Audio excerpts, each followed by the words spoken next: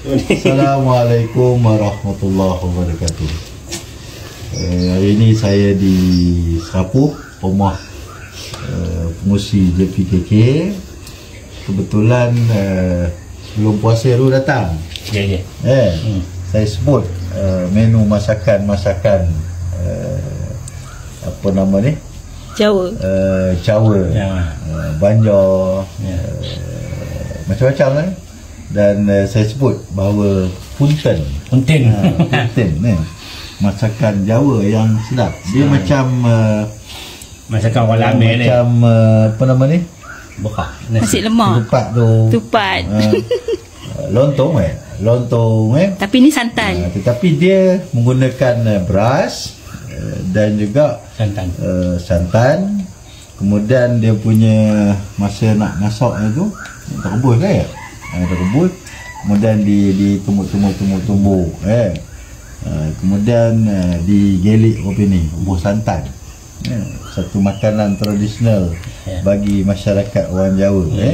Dan jarang diparik dengan orang buat. Jadi saya minta supaya punten ni, masakan Jawa ni, khususnya di Kampung Serapuk yang ada di dalam kawasan Parlimen Parit ini, kita kekalkan.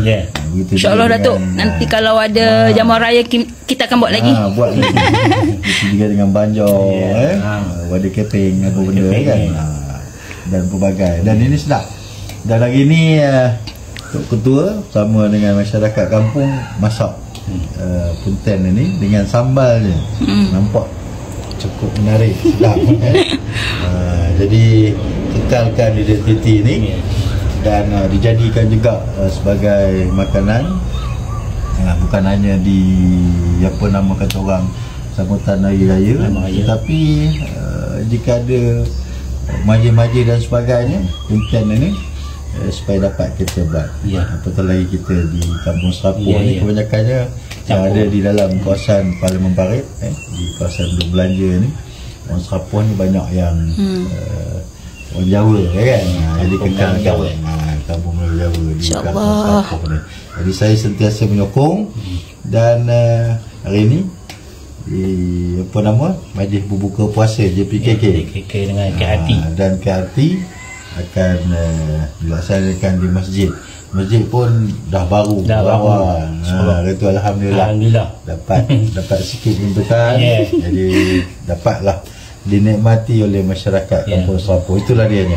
Dan sama-sama kita bekerja. Dan insyaAllah saya doakan semua kita dalam keadaan yang cukup baik, sihat, apatah lagi dalam 10 terakhir dalam bulan Ramadan ini. Kecergasan kita, fizikal kita, kekuatan jasmani dan rohani kita ini perlu dikekalkan momentumnya untuk kita mengakhiri Ramadan ini dengan suasana yang cukup kuat, bersemangat, dan akan diterima sebagai ibadah oleh Allah Subhanahu Wa Taala. InsyaAllah. Selamat buka puasa. Mohon maaf zahir dan batin. InsyaAllah kita jumpa lagi. Terima kasih. Sama-sama Tok Ketua. Terima kasih masyarakat Kampung Serapuk. Assalamualaikum warahmatullahi wabarakatuh.